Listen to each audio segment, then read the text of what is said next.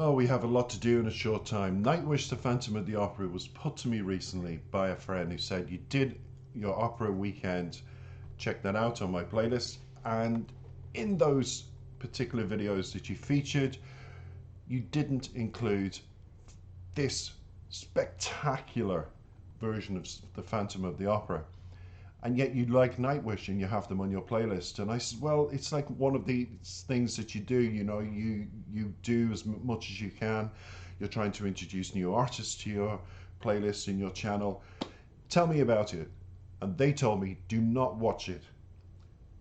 Set it up, which I've done. Sit back, take a deep breath, because you're going to be blown away. So I've made a very special thumbnail for this particular, as you can see, of all of them. That's quite unlike all the other thumbnails that are out there, in honor of my friend who absolutely loves Nightwish, and so do I. And I said, okay, that's done. What else?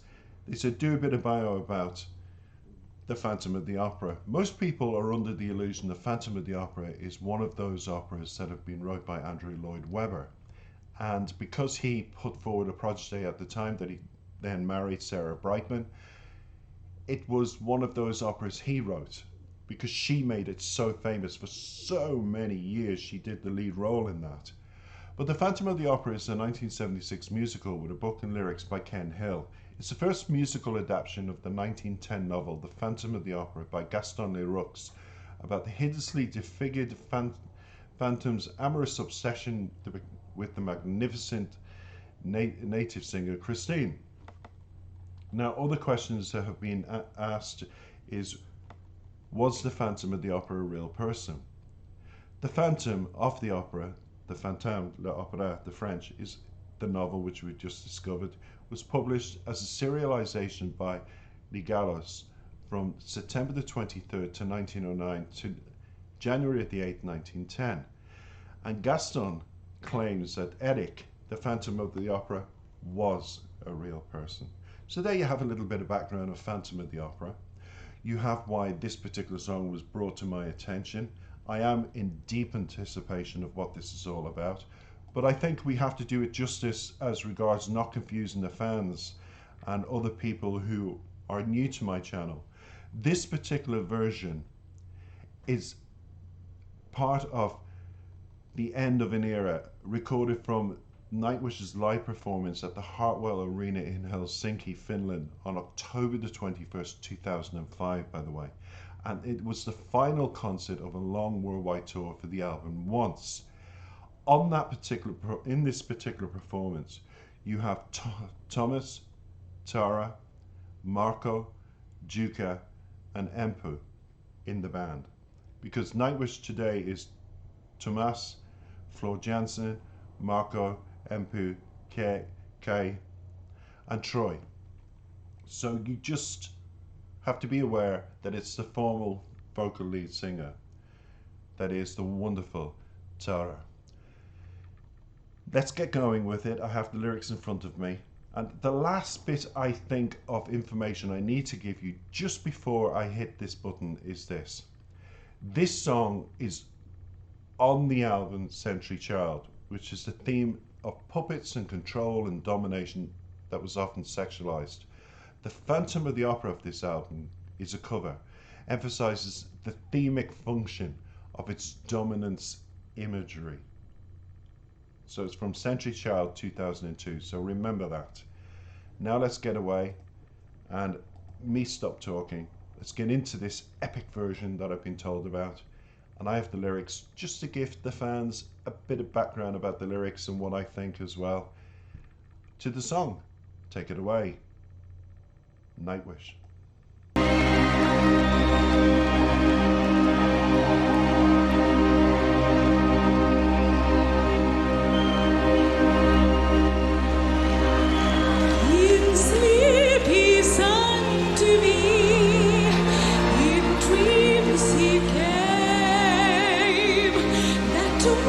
Which calls to me and speaks my name, and do I dream again? Oh no, I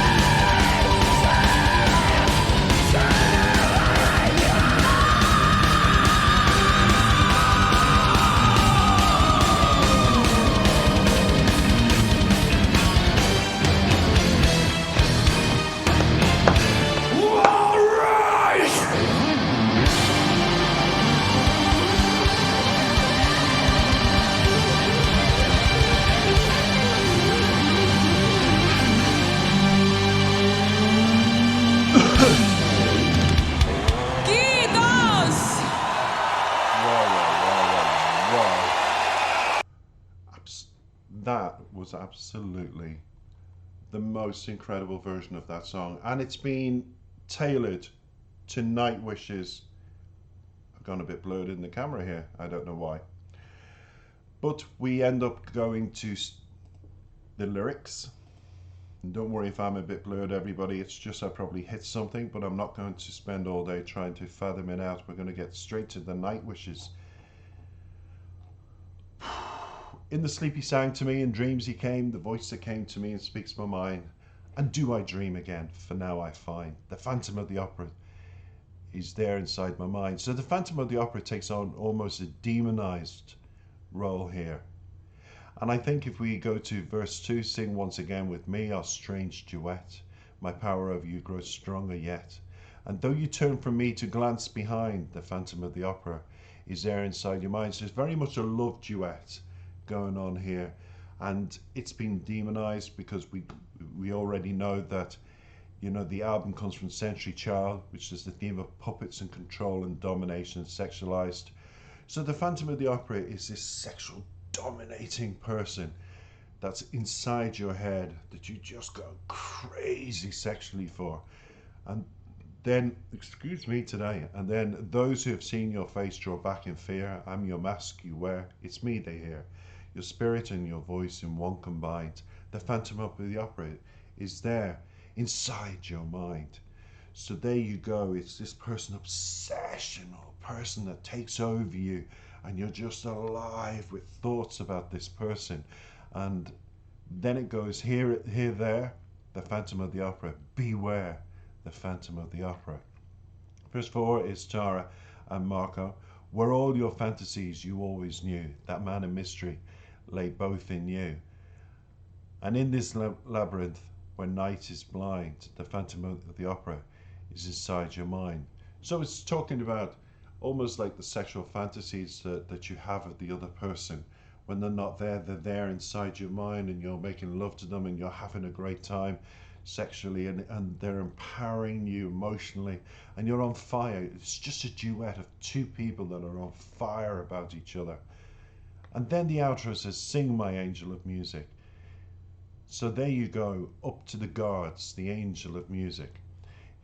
He's there, the Phantom of the Opera. Sing for me. Sing my angel of music, sing for me. So from a male perspective, it's almost like an angelic form, that the Phantom of the Opera is somebody that you empower by worshipping.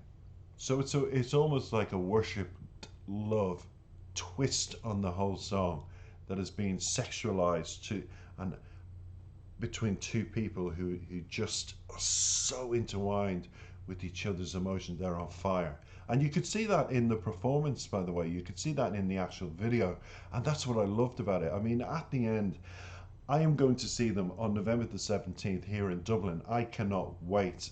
You know, the pandemic is lifted, and I will be up in one of the seated, because I'm of an age and because of my back problem, I will be up on the seated area of the arena. I'm sure there is, but I will just be clapping and shouting and enjoying just as much as the rest of the crowd. I'm looking forward to seeing this particular band live, because they are kick-ass, as you've just heard.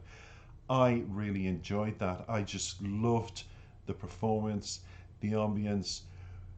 Nightwish is really one big group of wonderful people that came together to make a wonderful band, aren't they? Whether it be we listen to the former singer that we have done here, Tara, or we go to the present day Floor Jansen. You know, Thomas is still there doing his musical, being influenced by film music, but also we've proven he's influenced by theatre music and doing his twist on something as great as the Phantom of the Opera is magical, especially when you put the Nightwish touch to it, just like that. That's how it has to be done. When you do a cover of a song, make it your own. And Nightwish, I applaud you. You are just incredible. That's an incredible version that I'll be hitting the repeat button all day.